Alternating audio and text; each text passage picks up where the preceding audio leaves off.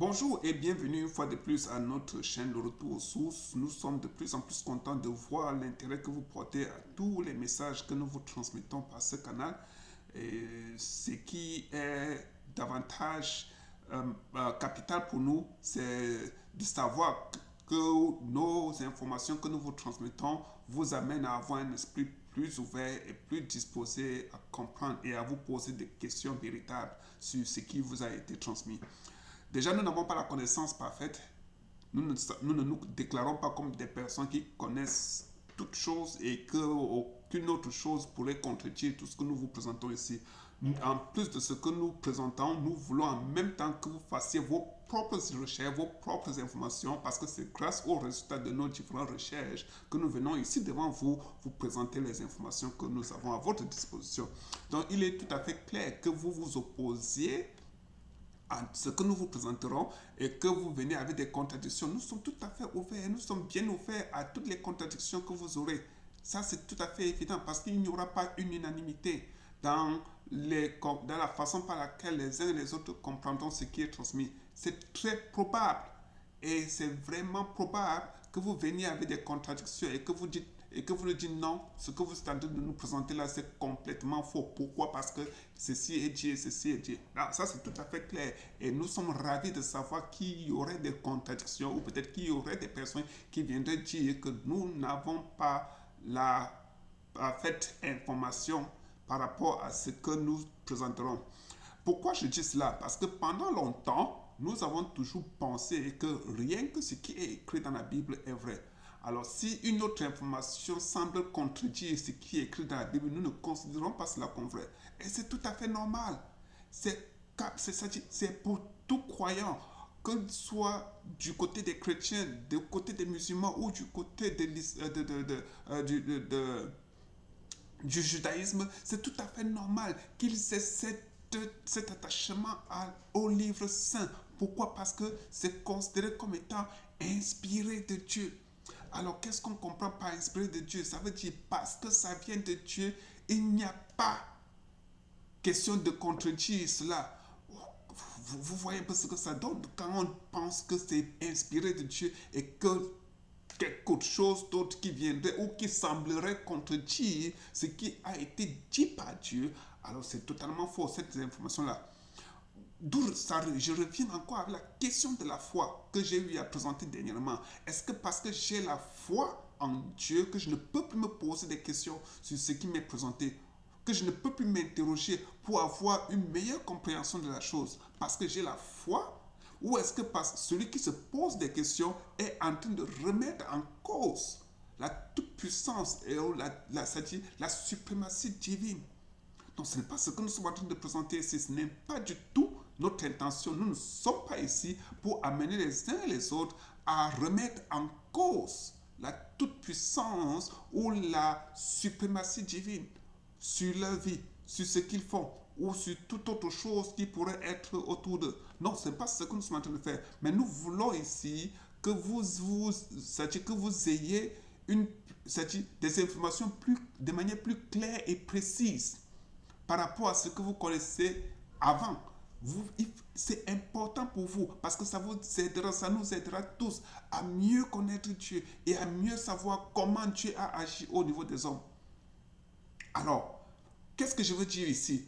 Lorsque nous avons des lectures de Saintes Écritures, si je regarde par exemple la Bible et que j'essaie de comprendre davantage la manière par laquelle les récits bibliques nous ont été présentés, est-ce à dire que parce que ça a été présenté comme ceci, alors il n'y a plus rien d'autre à dire? Ou peut-être parce que c'est un homme supposé être homme de Dieu qui est venu relater telle chose, on n'a plus rien d'autre à dire, ou on ne peut plus s'interroger, on ne peut plus apporter une information pour compléter ce qui a été dit par cet homme de Dieu. Est-ce que c'est ce que ça veut dire? Est-ce que c'est ce que nous voulons comprendre ici?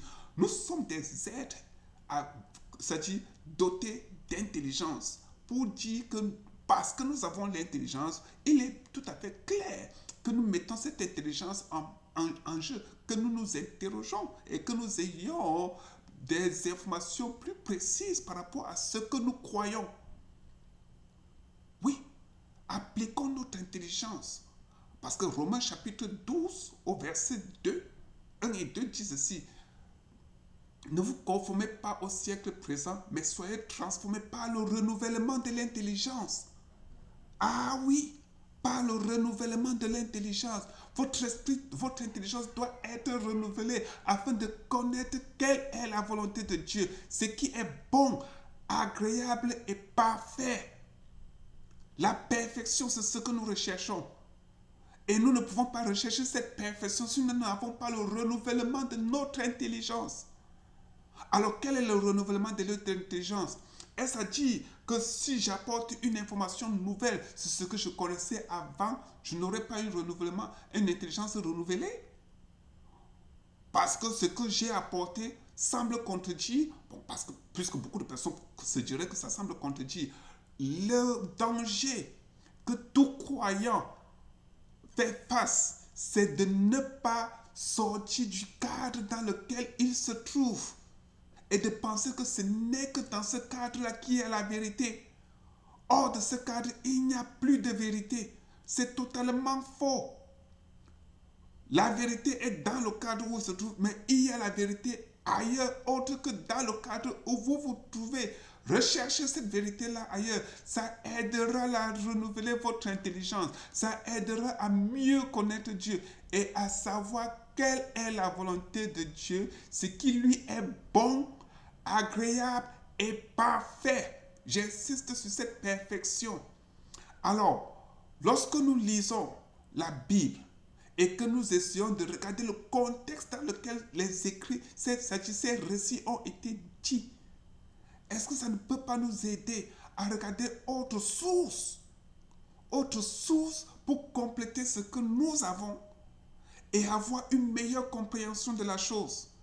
Quand je dis autre source, je pense beaucoup plus aux recherches archéologiques, aux recherches historiques, aux recherches scientifiques pour compléter et savoir exactement comment les choses se sont produites, comment les choses ont été faites. C'est important pour toi. C'est important de sortir de ce cadre et de savoir que non, je peux avoir d'autres informations parce que ce que nous connaissons n'est pas la parfaite connaissance de Dieu. Ok, je vais faire aujourd'hui un autre arrêt, je veux dire, sur le livre de la Genèse, particulièrement au chapitre 1, parce que c'est important qu'on clarifie dans notre esprit ce que nous avons lu là-bas et que nous sachions exactement ce que l'auteur de ce livre voulait nous transmettre.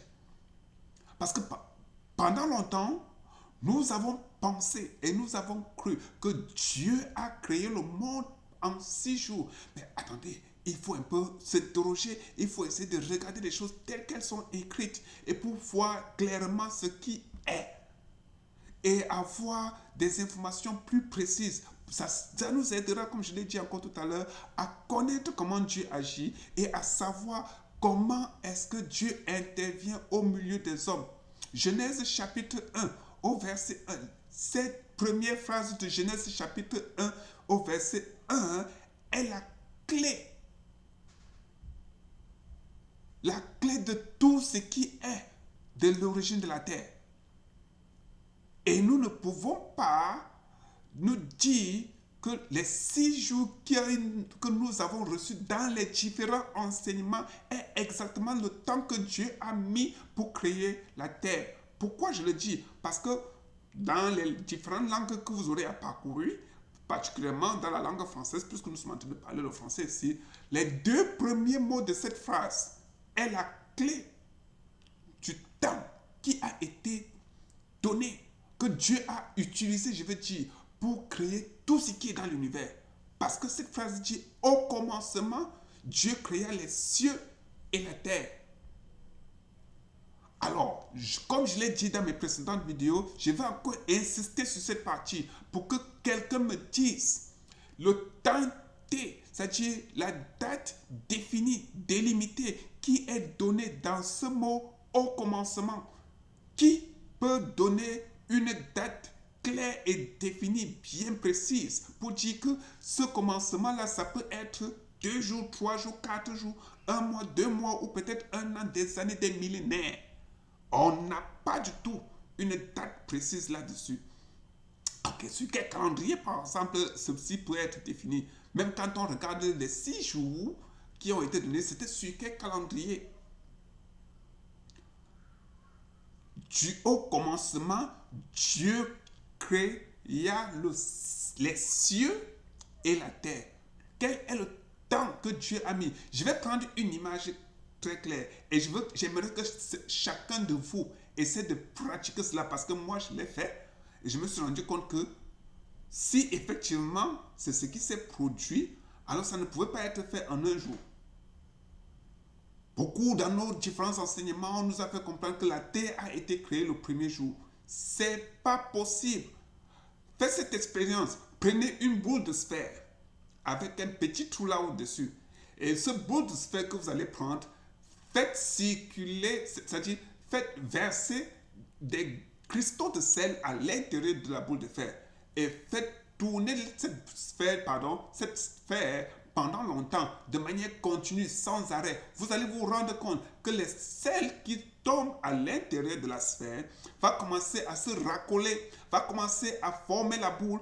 Plus la sphère sera en train de tourner, plus ça va prendre du volume, plus vous versez le sel, et c'est comme ça que ça prendra du volume. Et quand ça prendra ce volume, dites-moi ceci, le volume que ça prendrait, quelle que soit la vitesse que vous attribuerez sur la sphère, sur la rotation de la sphère, dites-moi que le volume que vous allez obtenir sera égal au diamètre que nous connaissons, que les scientifiques nous ont donné de la Terre, qui est de 6400 km.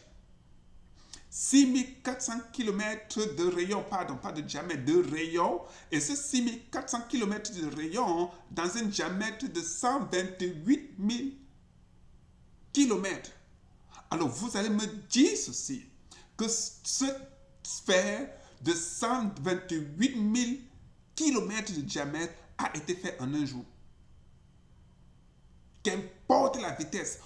Oh oui, je peux comprendre. Je peux comprendre que rien n'est impossible à Dieu parce que ce que Dieu dit, il fait. C'est ça la toute-puissance de Dieu. C'est ça Dieu qui intervient et qui fait des choses abracadabrantes. C'est ce que nous avons. C'est ce que nous pensons et nous nous disons que oui, toutes les actions de Dieu sont toujours de façon abracadabra. Le miracle de Dieu, c'est-à-dire quand il fait des choses, c'est au-delà de notre entendement. Nous sommes tellement éblouis de voir la chose. Alors l'image que j'ai de Dieu, que toi tu as de Dieu, c'est cette image-là où il frappe par le feu, où l'ouragan traverse, où la tonnerre gronde, les éclairs dans le ciel. Et oui, c'est ça que nous avons de Dieu. Et ça fait à ce que la puissance de Dieu est en train de se manifester. C'est ça Dieu qui se manifeste dans cette puissance. Ok, parce qu'il y a une puissance, une telle puissance qui se manifeste.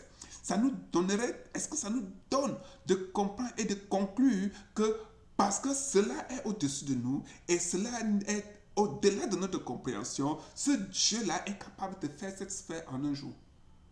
Vous ne pouvez pas imaginer les transformations, les métamorphoses que la Terre a connues pendant des millions d'années. Je précise encore, des millions d'années. La Terre a connu tellement de métamorphoses, de transformations. Il y a eu des éruptions volcaniques. Il y a eu des moments pendant plus de 50 millions d'années. La Terre n'était qu'une boule de feu. Pendant plus de 50 millions d'années, la Terre n'était qu'une boule de feu. Et il a fallu que Dieu fasse pleuvoir sur la terre pendant près de 200 millions d'années. De l'eau. Pendant plus de 200 millions d'années, de l'eau. Que Dieu fasse pleuvoir de l'eau sur la terre et que finalement nous puissions obtenir une forme semblable à ce que nous avons aujourd'hui. Et quelles sont des autres métamorphoses que nous avons pu, des éruptions volcaniques qui se sont produites et qui ont fendu la terre et qui a créé des inondations à gauche et à droite. Tout ça, vous allez me dire, aucun parmi nous ne peut nier l'existence des éruptions volcaniques.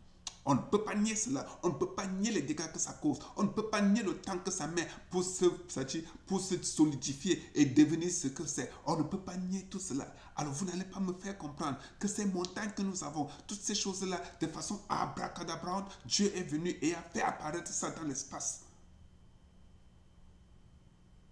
C'est absurde d'avoir une telle pensée et de sortir de telles conclusions qu'en un jour, Dieu l'a fait.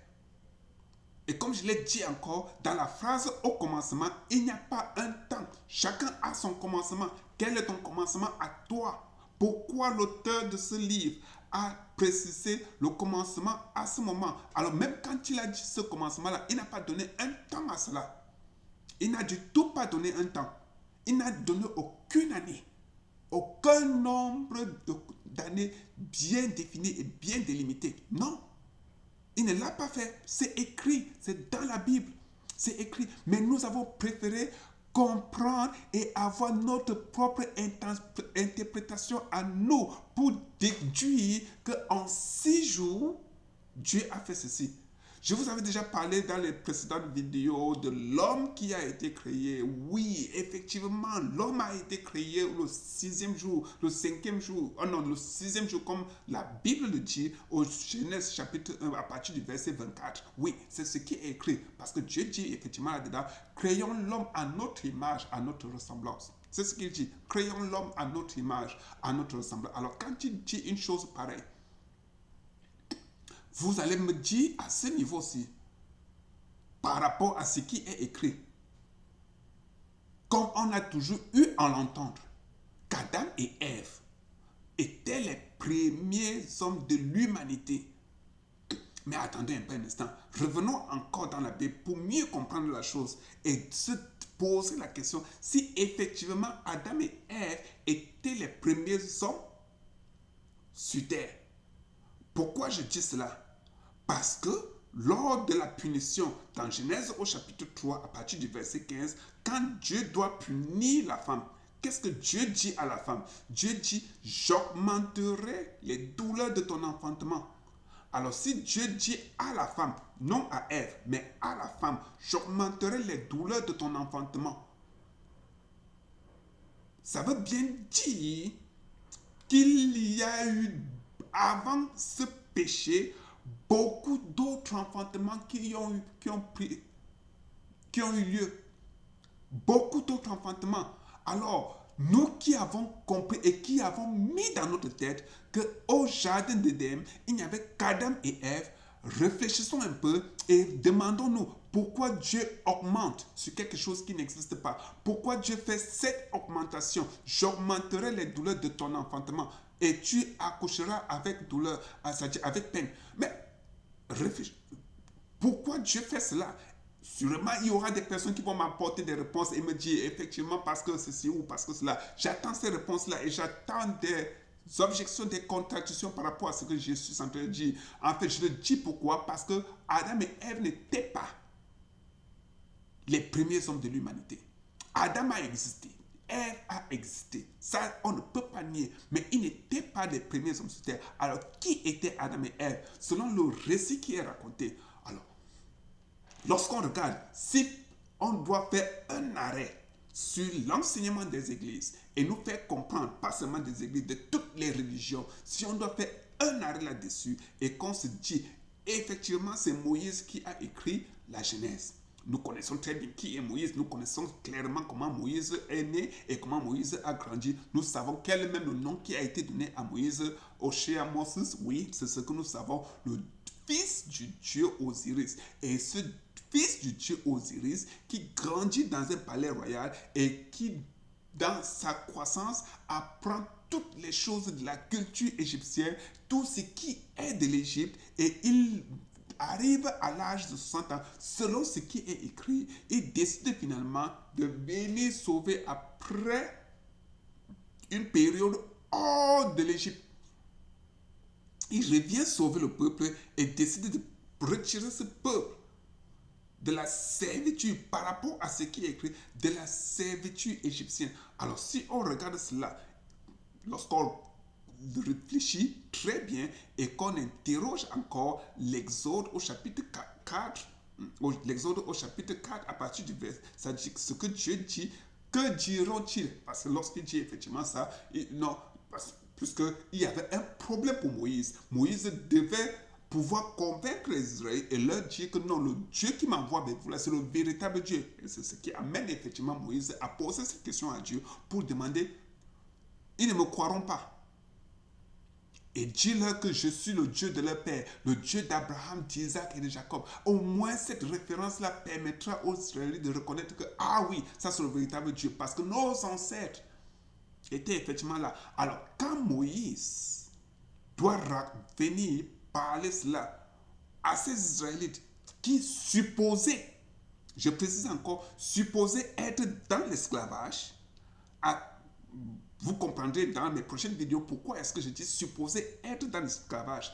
Quand Moïse, en ce moment-là, vient parler aux Israélites, supposé être dans l'esclavage, on va comprendre clairement quelles sont les conditions des esclaves, n'est-ce pas? Alors, si on reste dans ce contexte des esclaves, les esclaves n'ont pas le droit de lire, le droit d'apprendre, le droit de faire quelque chose, d'être peut-être aisés et de vivre allègrement dans leur vie. Ils n'ont pas ce droit-là. Ils doivent rester dans la servitude. Alors, ils n'ont aucune connaissance des choses anciennes. La seule connaissance qu'ils ont, ce n'est que leur ancêtre. Moïse, quand il vient donc raconter la chose, et qu'il faut effectivement remonter l'histoire par rapport à ce que l'Église nous dit, les autres, toutes les religions nous disent, par rapport à tout cela, Moïse, en leur racontant, doit amener les Israélites à comprendre d'où vient leur origine. Adam et Ève, c'est le début de ce peuple. Parce que si Moïse vient vers les Israélites pour leur parler et pour leur dire ceci, en leur racontant effectivement d'où vient leur origine, il les amène à comprendre d'où est-ce qu'ils sont et qui étaient les premiers hommes dans leur historique, dans leurs ancêtres. Adam et Ève sont exactement les premières personnes qui, selon selon la lignée des choses par rapport à ce que la Bible nous donne comme la lignée des choses, c'est ça qui est Adam et Ève. Adam et Ève n'étaient pas les premiers hommes sur terre. Je vais un peu aller plus clairement là-dessus pour que vous compreniez que Adam et Ève n'étaient pas les premiers hommes sur terre. Quand Dieu frappe par exemple Caïn et Abel, on va encore revenir dans ce scénario et comprendre clairement la chose. On va se demander, si Adam et Ève étaient effectivement les premiers hommes sur terre, il n'y avait que deux personnes. Alors, finalement, lorsqu'ils sortent du jardin, au chapitre 4 de la Genèse, quand ils sortent du jardin, c'est là où ils mettent en naissance Caïn et Abel. Clairement, il n'y a que deux personnes. Et ces deux personnes qui viennent et mettent au monde deux autres, ça fait quatre. L'un tue l'autre. Nous sommes à combien? Trois personnes sur terre. Alors, qu'est-ce qui se passe dans la conversation entre Dieu et Caïn? Voici ce qui se passe très bien. Et nous devons bien comprendre la chose pour définir clairement d'où est-ce qu'il y a problème. Et quelle est l'interprétation qui nous a été donnée. L'enseignement qui nous a été donné. C'est pas, comme je le dis encore, c'est par rapport à un peuple bien précis. Ce n'est pas par rapport à la réalité de l'humanité, le début de l'humanité. Je vous ai déjà dit comment la Terre, bon, de manière grosso modo, comment est-ce que cela est l'approximative année qu'il aurait eu. Je ne vous ai pas donné cela, vous voyez, je ne vous ai pas donné cela, mais je vous ai seulement fait part des événements qui se sont passés sur la Terre et le nombre d'années que ça a eu, les millions d'années. Voilà. Alors, pourquoi je dis cela? Parce que dans la conversation entre Caïn et Dieu, Caïn reçoit la punition de Dieu et vient dire ceci à Dieu. La punition que tu me donnes est très lourde. Ça, c'est Genèse chapitre 4 au verset 15. Et quiconque me verra me tuera. Mais nous parlons là de qui? Je croyais qu'il n'y avait que deux personnes, plus Caïn, ça fait trois. La preuve est que Caïn a tué son frère. Il n'y a que trois. De qui parle-t-on? J'ai eu à poser des questions à des croyants et ils m'ont dit ceci. Ah, effectivement, ça peut faire référence à leur père, Caïn, à Adam et Ève. Soit que ça fasse référence, qu'on fasse référence à Adam et Ève. À ce niveau-là, lorsqu'on parle de quiconque, parce que Dieu vient effectivement par rapport à l'inquiétude de Caïn, Dieu dit au verset 16, quiconque tue Adèle, ça c'est le temps présent, quiconque tue Adèle, trouve Adèle et le tue, non, Abel, je dis même Abel, je m'excuse. Quiconque trouve Caïn et le tue, Caïn sera vengé 7 fois.